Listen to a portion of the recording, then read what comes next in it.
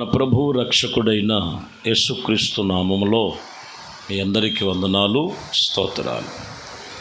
ఇర్మియా గ్రంథము 13వ అధ్యాయము 11వ వచనాన్ని చదువుతున్నాం. నాకు కీర్తిని స్తోత్ర మహిమలను కలుగునట్లు వారు నాకు జనులుగా ఉండినట్లు నేను ఇశ్రాయేలు వంశస్థులందరినీ యూదా వంశస్థులందరినీ నడుకట్లను నడుములను నడికట్లను ఇదిగో కట్టిన వారుగా ఆయన అలాగున చేయుచుండెను. ఈ వాక్యములో మనము గమనించాలి. ఇశ్రాయేలు వంశస్థులను యూదా వారిని ఇదిగో వాక్యం ఇక్కడ చెబుతూ నడికట్లు నరుని యొక్క నడుమునకు అట్టి రీతిగా నున్న అట్టి కలుగు చేసి తిని అనే మాటను, నా మాట వినకపోయిన వారిని యెహోవా సెలవిస్తున్నాడు, నా మాటలు మీరు వినండి. ఈ వాక్యములో నడిమి కట్లు కట్టిన వారై అట్టివారై ఉండాలి. నడుము కట్టు అనేది చాలా అవసరం, చాలా జాగ్రత్తగా గమనించాలి. నడికట్టు అనేది బైబిల్లో దేవుని వాక్యం చెప్తున్న మాట. ఆత్మీయ యాజకత్వం చేసేవారిలో నడికట్టు చాలా అవసరం. అలాగే రక్షణలో నడుచుకునే వారు కూడా నడికట్టు అనేది దేనికి అవసరమై ఉన్నదంటే మనిషి నిలబడటానికి. ఇంకనూ గమనించాలి, నడుకట్టు బిగించటం వలన మనిషికి ఎంతో బలము చేకూర్చబడుతుంది.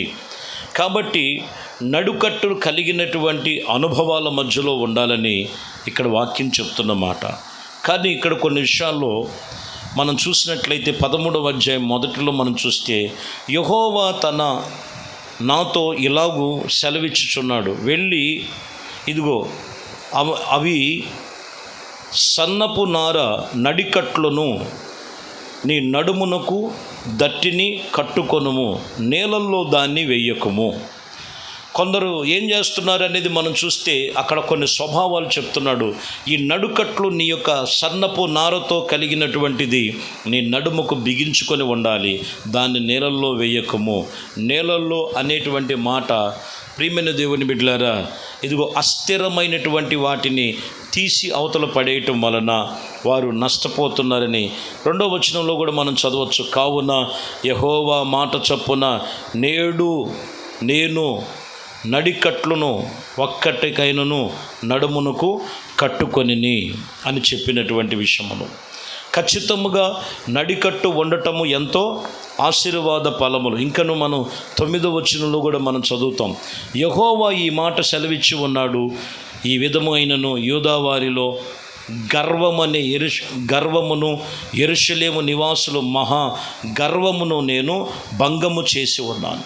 కొంతమంది గర్వము చేత దేవుడు అప్పగించినటువంటి ఆత్మ సంబంధమైనటువంటి నడుమును దట్టి కట్టుకోలేక, లేదా దేవుడు మాట మీద నిలవక దేవుని సన్నిధిలో కొంతమంది గర్వముతో పాడు చేసుకునే వాళ్ళు ఉన్నారు. కొంతమంది నేలల్లో అనగా అస్థిరమైనటువంటి మనస్సు కలిగినటువంటి వారు పాడు చేసుకునేటువంటి స్వభావము గలవారై ఉన్నారు.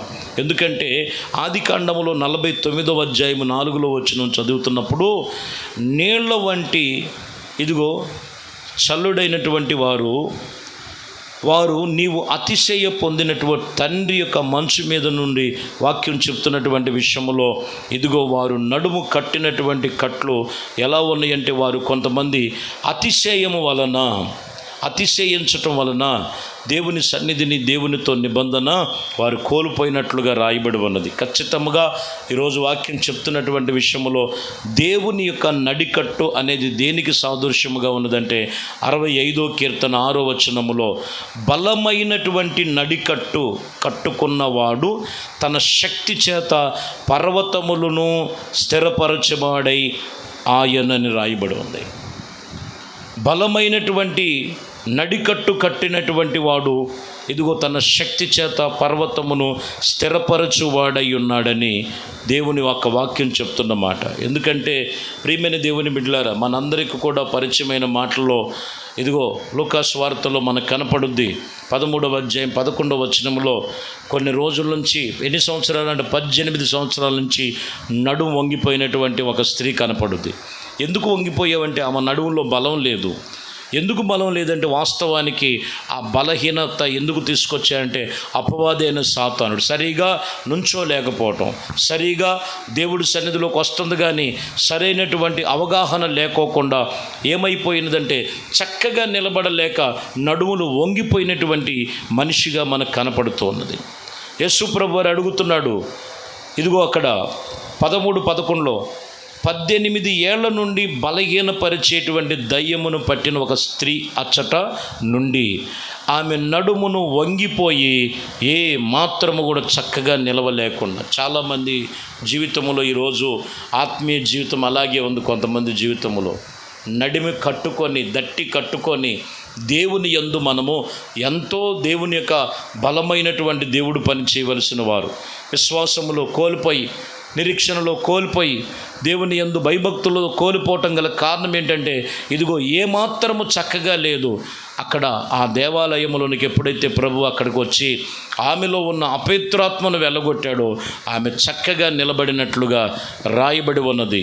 ఆమె నడుములో ఉన్న బలహీనతంతో తొలగిపోయినట్లుగా వాక్యం మనం చదువుతాం. ప్రియమైన దేవుని బిడ్డలారా, నడికట్టు అనేది మనకి వాక్యం ఇక్కడ మనం చదువుతున్నటువంటి విషయంలో నీకు శక్తినిస్తుంది. బలమైనటువంటి దేవునితో నడిచేటువంటి నిబంధన కలిగి ప్రభుతో మనం తీర్మానం కలిగిన వారై ఉండొచ్చు. ఎందుకంటే 1 కొరింథీయులకు రాసిన పత్రికలో 3వ అధ్యాయము 1వ వచనములో, సహోదరులారా, ఆత్మ సంబంధమైన మనుషులతో మాట్లాడినట్లుగా నేను మీతో మాట్లాడలేకపోతేనే శరీర సంబంధమైన మనుషులలాగున క్రీస్తు పసిపిల్లల వలె ఇదిగో అక్కడ అంటున్న మాటల్లో నేను మీతో మాట్లాడాల్సి వచ్చింది. ఎందుకంటే ఖచ్చితంగా చెప్తున్నటువంటి విషయంలో ప్రియమైన దేవుని బిడ్డలారా, వాక్యములో ఏమాత్రము కూడా దట్టి కట్టుకున్నటువంటి వారుగా, దేవునితో నిబంధన చేసుకునేవారుగా వాళ్ళు లేకపోయారు. కారణం ఏంటంటే నానా విధమైనటువంటి పరిస్థితులు, నానా విధమైనటువంటి శోధనలు వారిలో కనపడుతున్నాయి. నేను అందుకే ఆత్మ సంబంధమైన వారితో మాట్లాడినట్టుగా మాట్లాడలేకపోతున్నాను. మీరు శరీర సంబంధమైనటువంటి విషయంలో బలహీనమైపోయారు. ఖచ్చితంగా వాక్యం చెప్తున్న మాట, నడుము కట్టుకొన్న వలెను దేవుని యందు మనము ఆయన సన్నిధిలో. ఇంకను మనం చూస్తే కొరింథీయులకు రాసినటువంటి మరి లేఖనాల్లో 2వ అధ్యాయంలో మనం 3వ అధ్యాయం 2వ వచనం చదువుతాం. అప్పుడు మీలో బలమైనటువంటి చాలకపోయినప్పుడు పాలతో మిమ్మల్ని పెంచితిని కానీ అన్నముతో మిమ్మల్ని ఇదిగో పెంచలేదు. మీరు శరీర సంబంధమైనట్లు వలన ఇప్పుడు మీరు బలహీనులైపోయారు. శరీర సంబంధులై ఉన్నటువంటి విషయంలో మనము దేనికోసము సిద్ధపాటు కలిగి ఉన్నాం, దేనికోసం నడుము కట్టుకున్నాం? దేవుని కోసం, దేవుని యొక్క సన్నిధి కోసం, దేవుని కోసం సర్వము విడిచిపెట్టేసి అది పాపమైన, వ్యసనమైన, బలహీనతైన, లోక సంబంధమైన కొన్నిసార్లు ప్రారంభంలో బాగానే నడుము కడతారు. ప్రభు కొరకు మనం ఏదో ఒకటి చేద్దాం, ప్రభు కొరకు మనం ఏదో ఒకటి సిద్ధపడదాం. కానీ కొన్ని పరిస్థితుల్లోకి వచ్చేసరికి బలహీనులైపోతారు.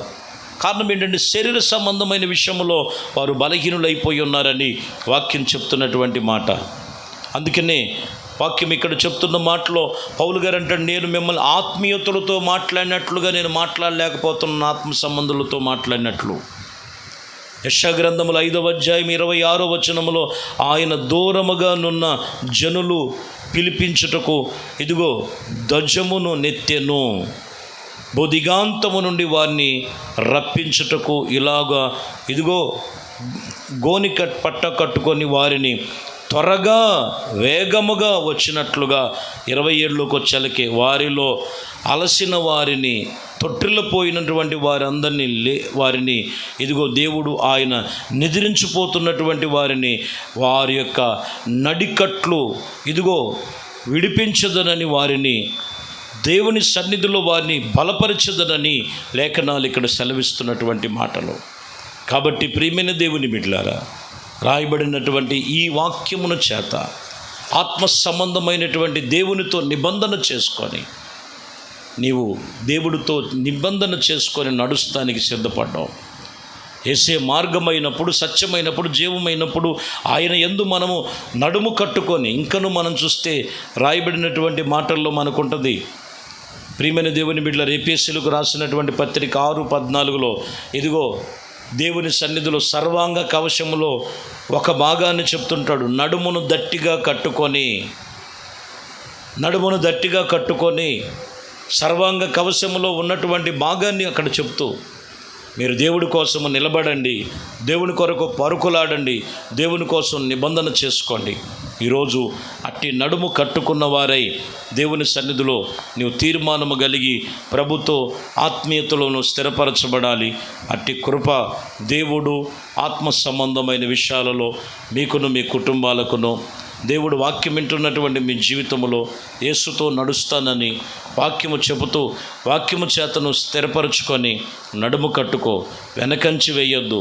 ఇదిగో కొందరి నడికట్లు నేలలో పడవేయకూడదని చెప్పిన మాటలు మీరు విన్నారు.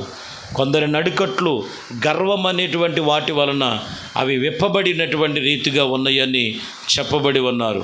కొంతమంది నడికట్లు ఎలా ఉన్నాయంటే ఇదిగో శరీర సంబంధమైనటువంటి వాటిలో వారు బలహీనులైపోయారు. కాబట్టి దేవుడు వాక్యం అనేటువంటి మాటలు మనము నడుము కట్టుకొని నడుము బిగిస్తే గట్టిగా మనం నిలబడగలుగుతామని వాక్యం చెప్తూ, ఆత్మీయతలో ఎక్కడ పడిపోయావు, ఎక్కడ జారిపోయావు, ఎక్కడ సొమ్మసిల్లిపోవాల్సిన అవసరం లేదు, పడిపోవలసిన అవసరం లేదు. దేవుడు వాక్యమును బట్టి బలపరుచుకో, నీ నడుము కట్టుకో. దేవుడు అన్ని విషయాల్లో కూడా నిన్ను నడిపించి, విడిపించి, పరిశుద్ధపరిచి ఆయన ఉన్నత కృపలో నిన్ను కార్యములు సఫలపరచునుగాక. ప్రార్థన చేద్దాం. పరిశుద్ధుడా, ప్రేమ స్వరూపి, దయగలిగిన మా ప్రభువా, ఈ ప్రార్థనలో ఏకీభిస్తున్న ప్రతి ఒక్కరిని కూడా దీవించి క్రీస్తు కొరకు నడుము కట్టుకొని, క్రీస్తు కొరకు పరుగులు పెట్టి, క్రీస్తు కొరకు విశ్వాసము గలవారే జీవించే జీవితమును మీ ప్రతి ఒక్కరిని కూడా మీ చేతులకు అప్పగిస్తున్నాం. మీరేనైనా ఆత్మ సంబంధమైన విషయాలలో మీరు తోడయుండి పరిశుద్ధపరిచి, కృపలో స్థిరపరిచి, నడుము కట్టుకొని క్రీస్తుని వెంబడించే కృపావాత్సల్యతను మీ బిడ్డల్లో కలుగు చేయమని నజరేయుడైన యేసుక్రీస్తు నామములో ప్రార్థించి వేడుకొనుచున్నాము తండ్రి. ఆమేన్, ఆమేన్. ప్రభు మిమ్మల్ని దీవించి ఆశీర్వదించునుగాక. ఆమేన్.